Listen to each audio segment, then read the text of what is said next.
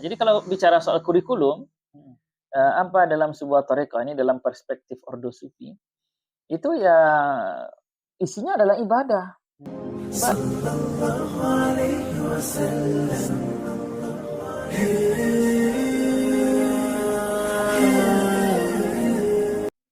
Baik, bismillahirrahmanirrahim. Assalamualaikum warahmatullahi wabarakatuh.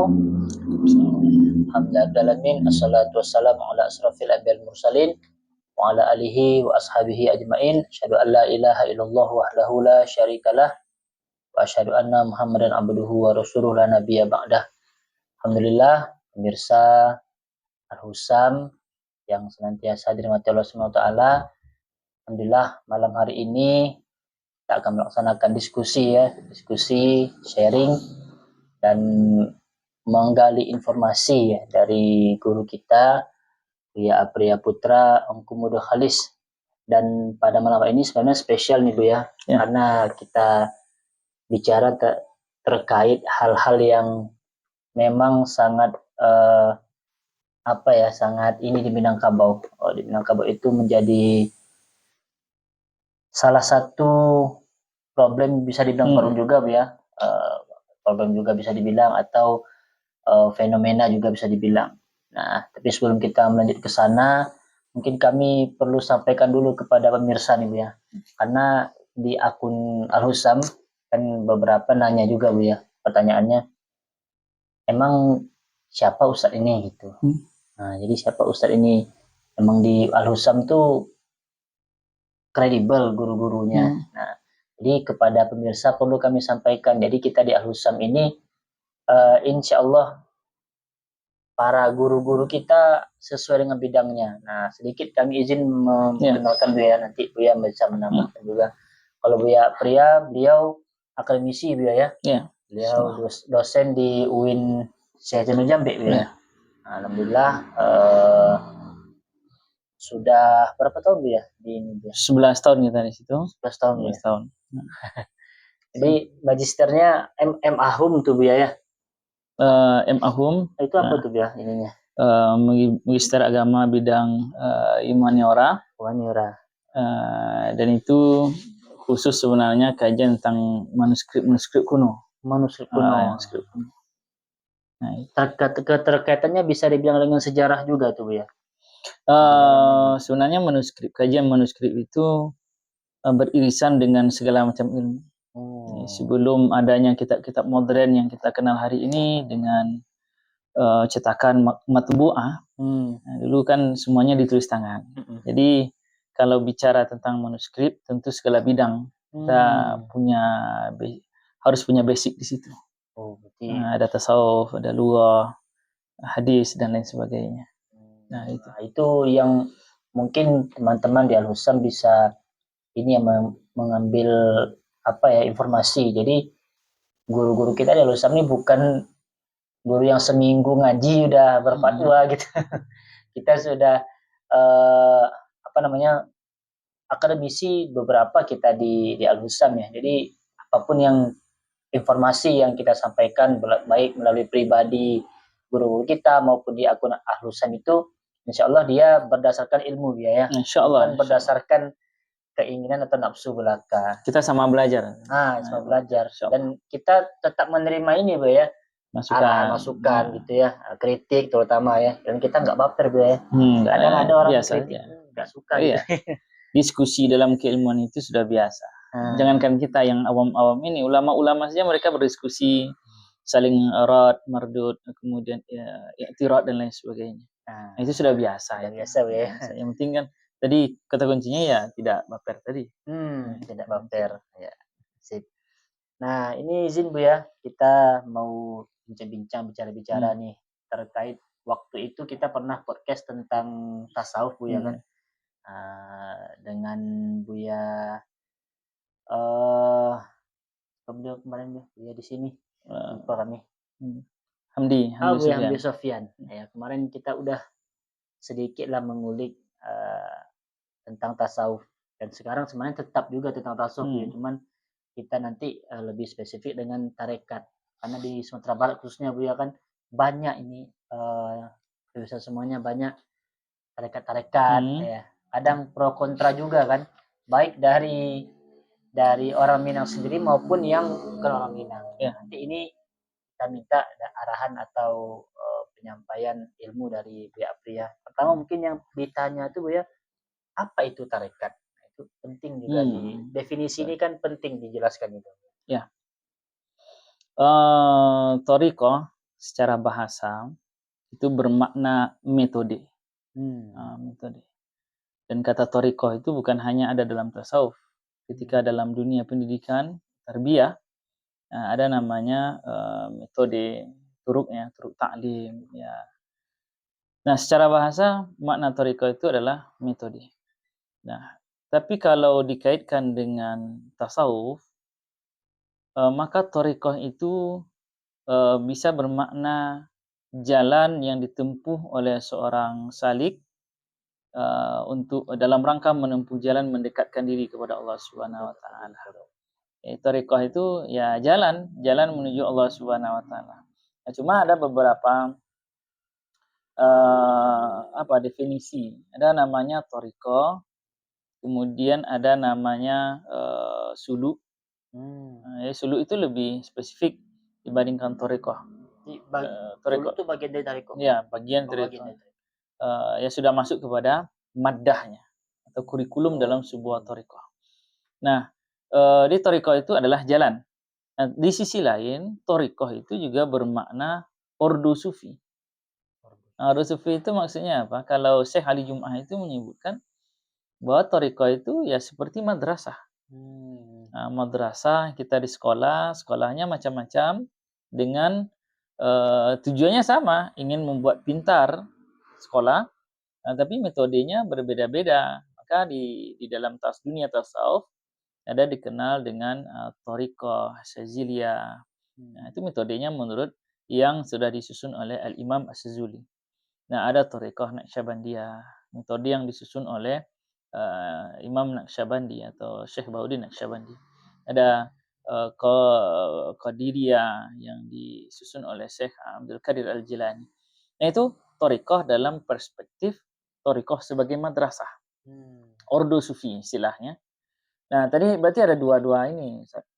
Pertama, thariqah itu ya jalan menuju Allah. Jadi kalau jalan menuju Allah, itu padanannya dalam konteksnya itu adalah syariah, thariqat, hakikat, dan ma'rifah. Nah, itu jalan menuju Allah. Nah, satu thariqah dengan makna madrasah. Tempat melatih, tempat riyadhah. Nah, di situ ada seorang syekh sebagai kepala sekolah, kalau kita di sekolah. Ada pembantu-pembantu syekh, guru-guru bantu, itu namanya khalifah atau naib syekh. Lalu ada nanti murid-murid. Nah, ini yang disebut dengan istilah salik. Orang yang menempuh jalan spiritual dalam rangka mendekatkan diri kepada Allah Subhanahu wa taala. Ibadah. Tapi itu diatur sedemikian rupa.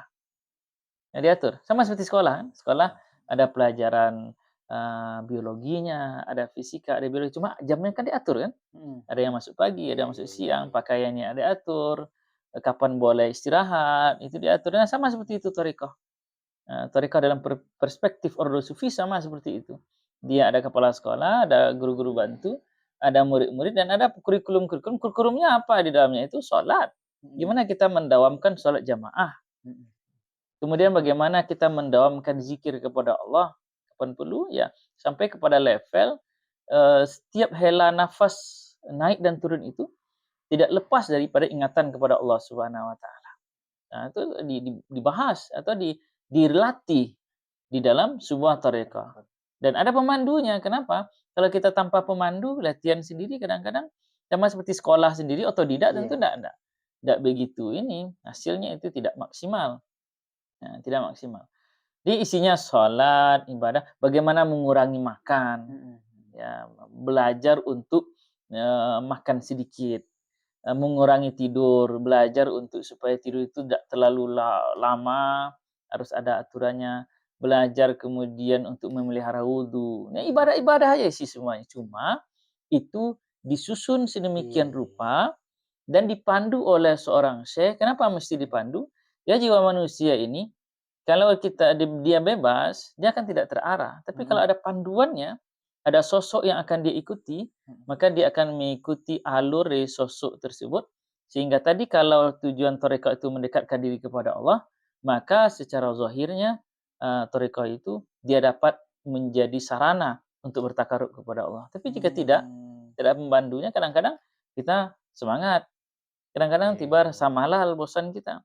Kadang-kadang satu ketika kita ini merasa sudah wah dan lain sebagainya. Tapi kalau ada pemandu, Lebih ada orang konsisten yang gitu ya. ada orang yang akan kasih tahu kita bahwa kamu ada kekeliruan di sini, kekurangan di sini. Nah, ini akan kita tutupi. Nah, begitu. Kira-kira itu dua-dua itu, Ustaz. Jadi ada thariqah dalam pengertian jalan kepada Allah sebagai step setelah syariat, ada tarekat. Ada hakikat dan ma'rifah. Itu sebenarnya bukan step ya. Bukan step. Jadi itu syumul. Dia menyatu. Nah, orang dikatakan bertarekat kalau dia bersyariat. Orang dikatakan bersyariat ya kalau bertarekat, berhakikat dan ma'rifat. Itu syumul. Dia tidak seperti anak tangga yang ketika sudah tangga 1 kita lampaui, naik ke tangga 2, tangga 2-nya, tangga 1-nya kan kita tinggal. Tidak seperti itu. Dia syumul. Menyatu. Nah, ada thariqah dalam pengertian yang kedua tadi. Dia sebagai ordo, sebagai madrasah. Yang itu disebutkan oleh Syekh Ali Jum'ah di dalam Al-Bayanul Qawim. Beliau menjelaskan perumpamaan ya, thariqah itu seperti madrasah atau thariqah itu seperti mazhab dalam fikih. Nah, kira-kira itu. Berarti keliru juga Bu ya kalau kita bilang tarekat itu ajaran agama baru atau modernisasi beragama. Padahal sebenarnya kan isinya tadi tiba bilang kan sholat, zikir, cuman ada pembantunya gitu. Sama kayak sekolah berarti kan? Betul. Ya, kalau dibilang baru ya tidak bisa disebut baru. Seperti mazhab juga. Iya. Mazhab dia sama seperti mazhab. Ada imam mazhabnya, ada manhajnya, ada usulnya yang harus diikut. Nah, jadi saya kira itu tidak tepat dikatakan baru, apalagi isinya adalah ibadah. Ibadah-ibadah. Ya, sama seperti kita bikin schedule lah. Tapi schedule kita kan kita yang bikin sendiri. Tapi ini schedule-nya itu orang yang sudah berpengalaman dalam rangka meriadah diri, mendekatkan diri kepada Allah. Nah, gitu. Alhamdulillah. Jadi secara definisi sudah tergambarkan sebenarnya bagi kita Bu ya kan. Jadi itu dulu harus duduk kan Bu ya. Jadi jangan definisi ini jangan semaunya kita kan. Kadang definisi kita dengan yang kita maksud dengan yang sebenar-benarnya definisi itu berbeda. Akhirnya kita judging kan, menjudge saja itu salah. Oke. Nah itu satu lagi Bu ya, pertanyaan, apakah setiap orang wajib bertarekat kalau begitu maknanya? Nah, Allah Subhanahu wa taala itu menciptakan manusia untuk beribadah. Itu disebutkan dalam ayat wa ma khalaqtul jinna wal insa illa liya'budun. Nah, ibadah itu yang paling utama itu kan salat 5 kali sehari semalam. Kemudian dengan ibadat-ibadat sunat yang lain yang mengiringi, ada rawatib, ada zikir, ada doa, ada selawat dan lain sebagainya. Nah, kemudian dalam rangka untuk belajar melatih diri kita, maka ulama-ulama itu mereka berijtihad memunculkan metode untuk melatih diri sebagai hamba Allah Subhanahu wa taala. Nah, maka kira-kira bagaimana kita menjawab tarekat itu wajib? Ya sama seperti kita sekolah di zaman sekarang. Zaman sekarang. Umumnya orang sekolah, tidak ada orang yang pintar zaman sekarang walaupun ini tidak mutlak tanpa dia tidak sekolah.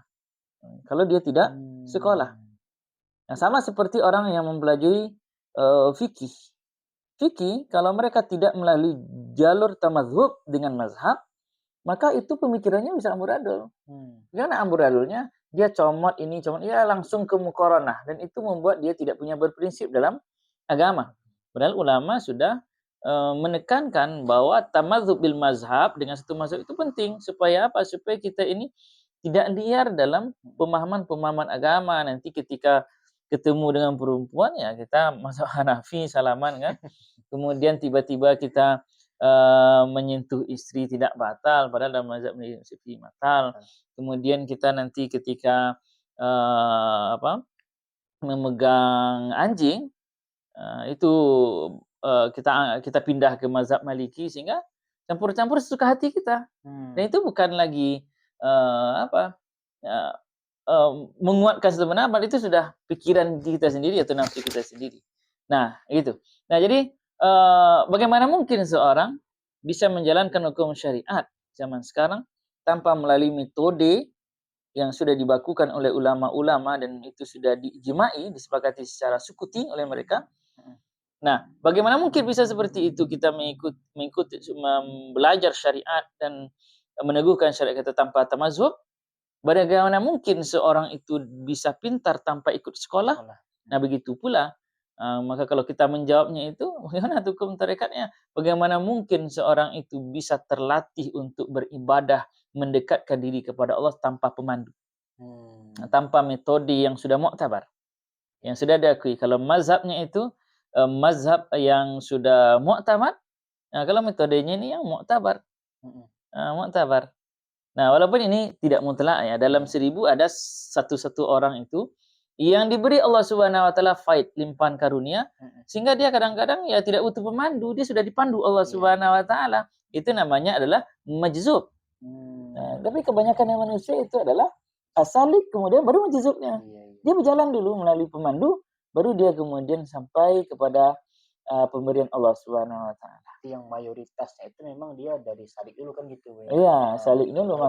Ya, maka torika itu penting sama seperti sekolah. Mayoritasnya masuk sekolah dulu supaya kita tahu dengan ilmu fisika, supaya kita ada di otak kita terlatih diskusi dalam kelas. Maka kalau pertanyaan tadi, Ustaz, gimana hukum bertorikah? Nah, sama seperti hukum bermazhab. Sama seperti hukum seorang ingin menafsirkan Quran, tapi dia tidak, bagaimana kira-kira dia tidak mengikuti manhaj mufassirin? Nah, sama seperti mendekatkan diri kepada Allah, bagaimana dia bisa mendekatkan diri kepada Allah kalau dia tidak mengikuti manhaj para solihin dan para muhakkikin yang betul-betul mereka sudah rasih dalam ilmu dan ibadahnya.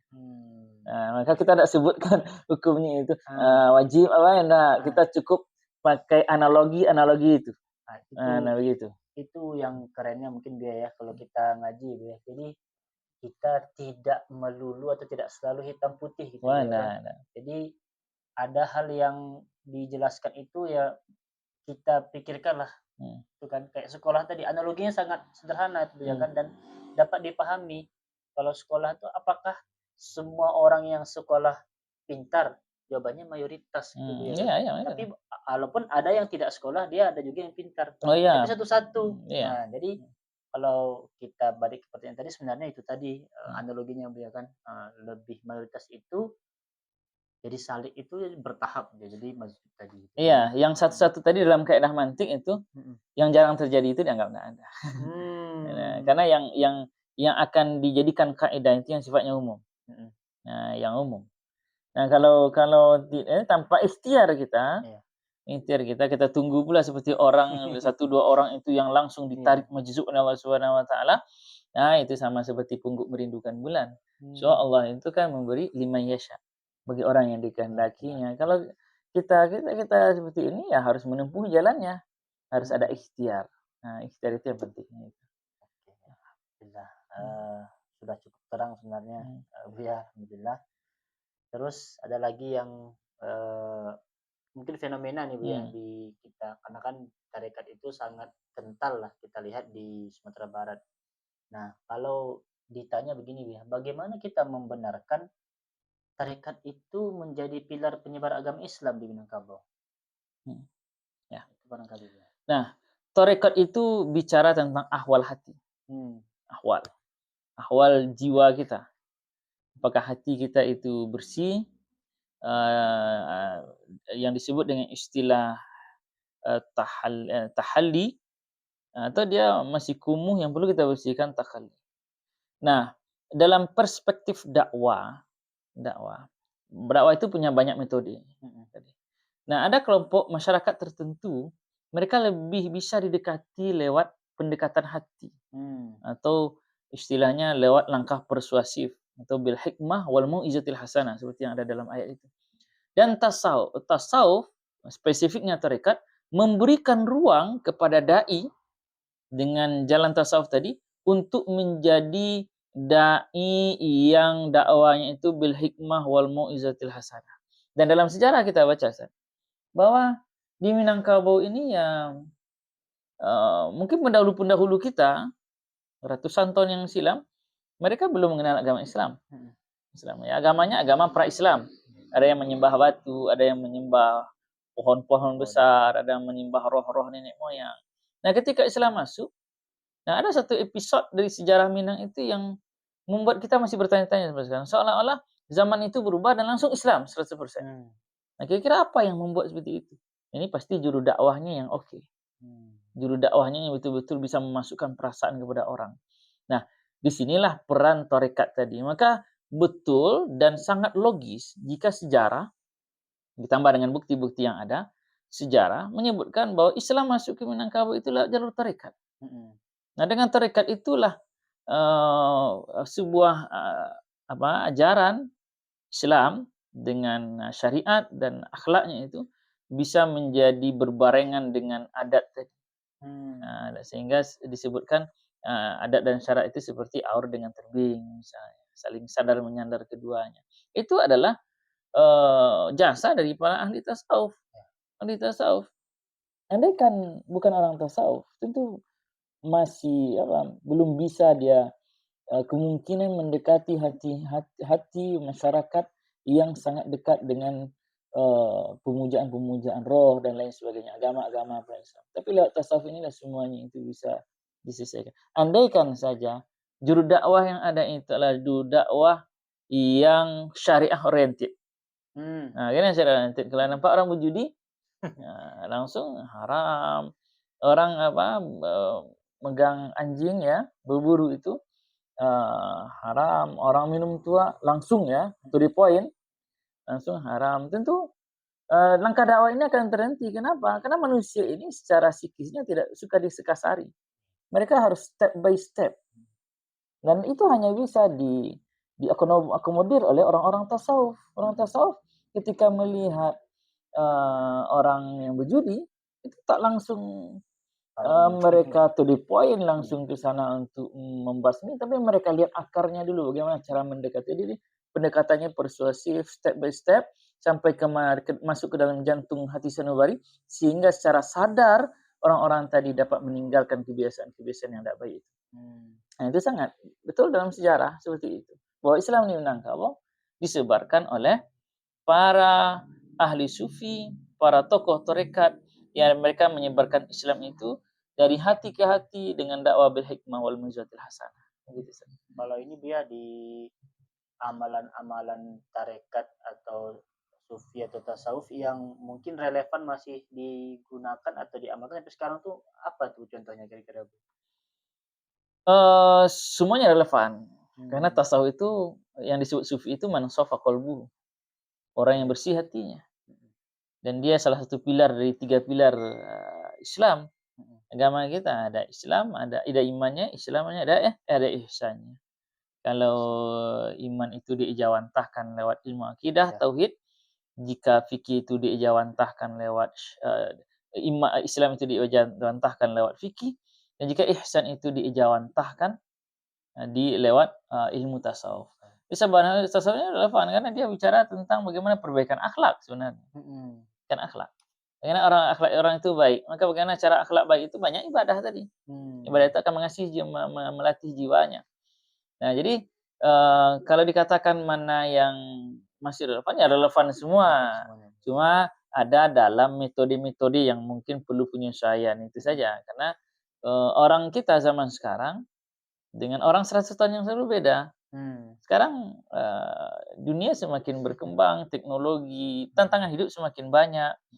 Kemudian ujian hidup juga besar. Zaman dulu enggak, perjalanan orang dari lapau, kemudian surau, kemudian ladang. Itu aja enggak ada pengaruh-pengaruh dari gadgetnya, dari apa dan lain sebagainya.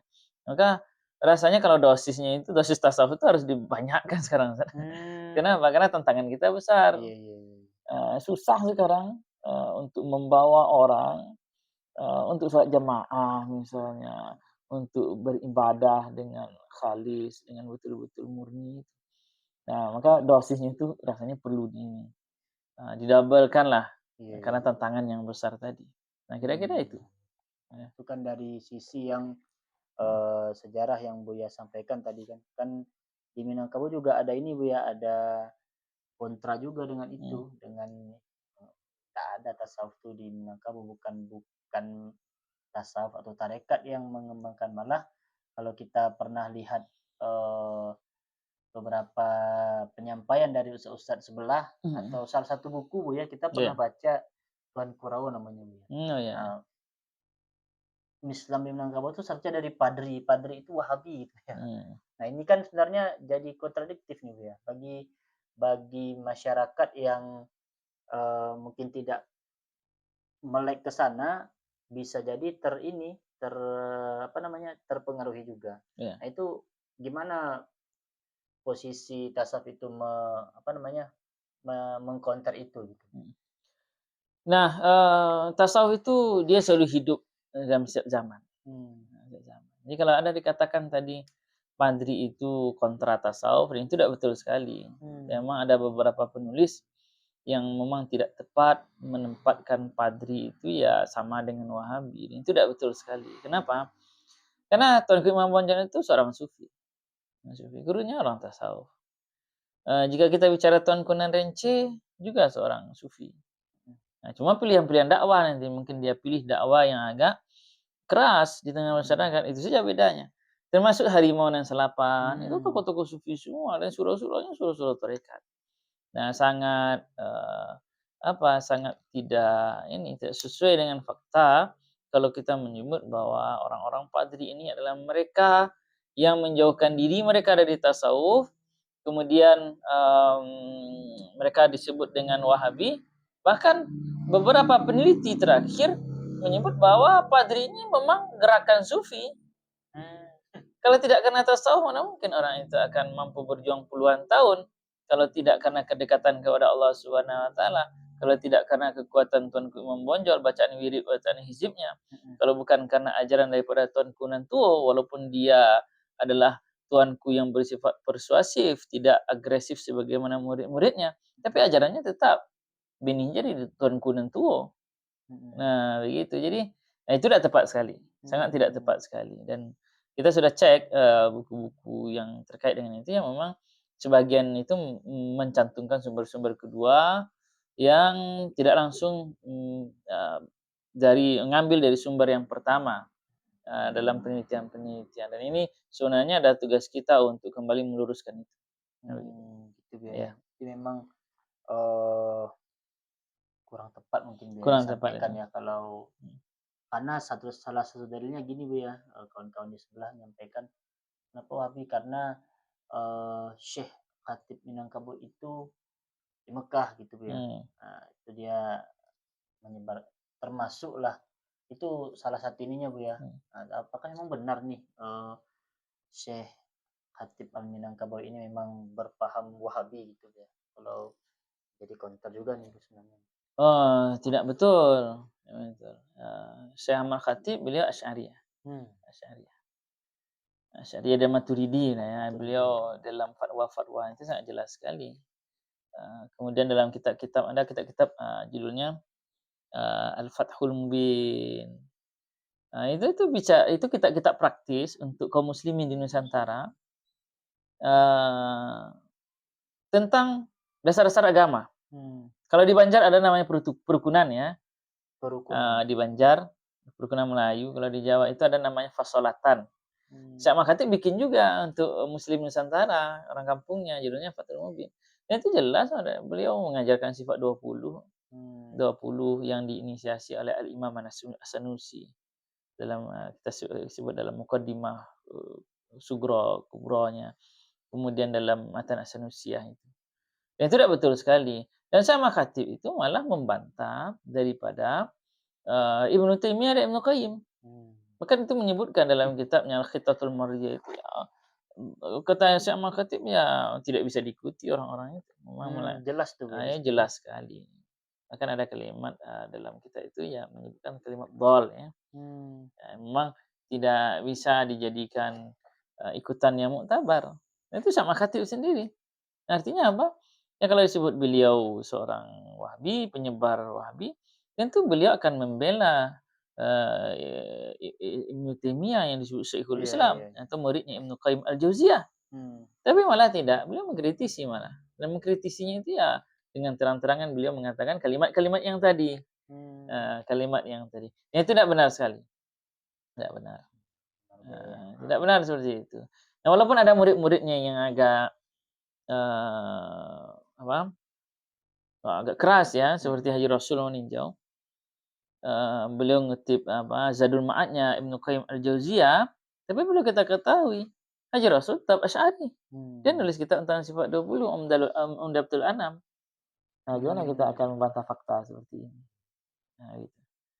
Berarti kalau kita bisa simpulkan bahwa sebenarnya walaupun mereka belajar di Mekah atau di Arab, tetapi arah dari kitab-kitab yang ulama-ulama terdahulu tulis itu arahnya ke Asy'ari semua berarti Oh Bu ya, ya. Asy'ari. Arahnya ke situ, kitab Sanusi gitu Ya. ya kan, bukan bahkan tidak mungkin ada jarang atau bahkan bisa jadi tidak ada yang merujuk langsung ke Ibnu Qayyim atau Ibnu Taimiyah gitu Ya. ya. Memang Ya, mayoritasnya. ya ulama-ulama itu hidup sebelum tahun 1925. Hmm. Sebelum berdirinya dinasti Saudiyah. Jadi sudah jelas kalau sebelum itu ya kekuatan berpegang kepada empat mazhab itu, kemudian berpegang kepada akidah Asy'ari, Ahlus Sunnah wal Jamaah itu sudah menjadi prioritas pelajaran di Masjidil Haram, bahkan di Madinah. Nah, gitu. Oke. Nah, sudah sangat terang sebenarnya Bu ya. Jadi mungkin terakhir nih Bu ya. Dan ini mungkin pemancing juga Bu ya untuk diskusi selanjutnya. Nah, karena dalam tarekat tuh ada yang mungkin menyampaikan tentang wahdatul wujud gitu. Iya, iya. Nah, itu kan bagi orang yang awam mungkin tidak terlalu nggak ke situ Bu ya kan, Iya. tapi para pelajar beberapa kawan-kawan yang pernah mengaji, pernah mendengar itu dan ada problematika gitu. Mungkin Iya, iya. bisa diulas sedikit Bu ya. Iya. Ada dua istilah sebenarnya. Ada wahdatus syuhud, wahdatus syuhud atau wahdatul wujud atau wahdatul wujud. Nah, titik masalahnya itu terletak apakah dia zauqiyah atau akliyah. Nah, jika dia zauqiyah, hanya sebatas zauqnya. Kalau zauq itu ya pandang basirah, bukan akal kita. Dia tidak bisa dipelajari. Tidak bisa dipelajari. Maka itu sah, tidak masalah. Seperti Ibnu Arabi, seperti ya. Yang mereka itu, ya perasaan itu, pengalaman ruhani mereka tulis. Apakah orang lain bisa mencontoh apa yang beliau rasakan, limpahan karunia? Belum tentu. Karena rasa kita berbeda-beda, pemberian Allah beda-beda. Walaupun tingkatnya itu sama. Sama, itu sudah ada dalam hikam pembahasannya. Nah, kalau dia sudah akliyah, nah ini letak pembahasan banyak di sini. Dan perlu kita ketahui, dalam sejarah, kitab-kitab yang berterma wahdatul wujud tadi, atau martabat 7 itu cukup banyak. Dan di abad ke-18, abad 19, sangat banyak sekali. Contohnya Tuhfatul Mursalah. Ada syarah-syarahnya itu. Banyak ditulis dalam bentuk manuskrip. Ini menunjukkan apa? Pernah berkembang pesat. Nah, cuma masalahnya sekarang, yang boleh diskusikan setelah ini, apakah dia menjadi pelajaran untuk umum atau untuk orang-orang khusus saja? Nah, kalau orang khusus diskusi khusus lah Pak, tentu tidak masalah bagi kita. Coba kalau sudah untuk umum, nah ini yang perlu menjadi pembahasan. Dan di dunia diskusi-diskusi sekarang itu banyak sekali soal pemahaman suku guru dari wahdatul wujud seperti Ibnu Arabi. Apakah dia Asy'ari atau sudah punya akidah sendiri? Nah, itu salah satunya oleh Syekh Sa'id Faudah. Syekh Faudah. Tapi ini pembahasannya agak luas nanti Ustaz. Insyaallah kalau ada waktu kita akan bikinkan topik khusus tentang ini. Apa itu wahdatul wujud ya? Kemudian penurunan dari wahdatul wujud itu ada namanya keji tubuh. Keji tubuh. Ya, panjang bahasan itu. Dan kita akan memberikan perspektif kita tentang itu nanti. Bagaimana kita memandang wahdatul wujud itu. Nah begitu. Nah, itu insyaallah nanti. Jadi itu mungkin teman-teman pemirsa yang mungkin bisa pantengin ini ya. Nah, insyaallah. Kita mengagendakan ini memang kita ulas kita ya, apalagi tentang tarekat dan tasawuf ini. Dan ini sebenarnya sesi episode 1 lah ya terkait tarekat dan tasawuf, dan sedikit banyak tadi sebenarnya kita sudah mendapatkan informasi yang mungkin bisa jadi pembanding bagi informasi yang selama ini keliru kita Iya. dapatkan Buya kan. Dan tadi Buya juga sudah menyampaikan kitab-kitabnya. Jadi kalau mau dicari boleh. Hmm. Nah, itu. Jadi jangan karena kita maunya ya didengar ini dengar itu, tapi sebagai pelajar idealnya memang kita cari, oh ini nama kitabnya kita baca. Jadi fair. Dan alhamdulillah hari ini eh, sangat banyak ini Bu ya informasi Hmm. yang valid dan penting untuk kita pahami bersama. Sebelum ditutup mungkin Bu ya closing statement Bu ya, terkait tema kita pada malam hari ini. Eh,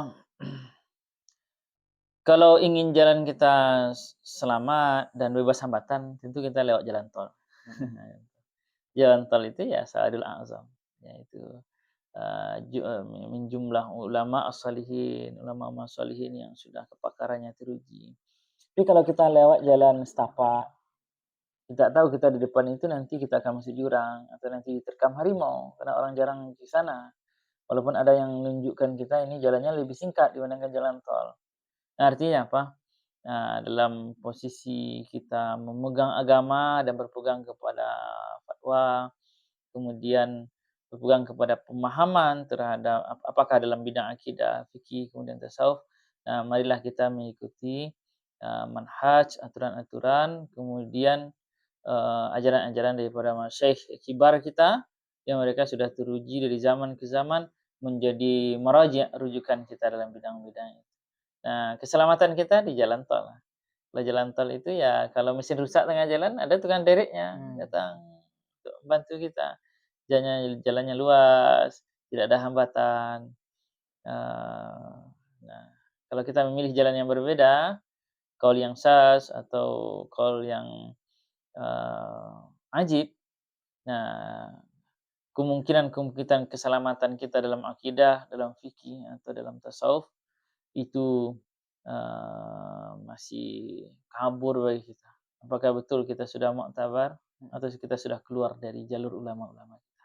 Nah, kira-kira begitu. Oke, alhamdulillah. Makasih banyak Bu ya untuk sesi yang pertama, episode pertama pada malam hari ini. Mudah-mudahan bermanfaat bagi kita yang mendengarkan dan terutama untuk Buya yang menyampaikan. Iya. Itu saja untuk diskusi tentang tarekat dan tasawuf pada episode pertama. Kita jumpa di episode selanjutnya. Insyaallah Buya ya. Insyaallah, insyaallah. Assalamualaikum warahmatullahi wabarakatuh. Waalaikumsalam warahmatullahi wabarakatuh.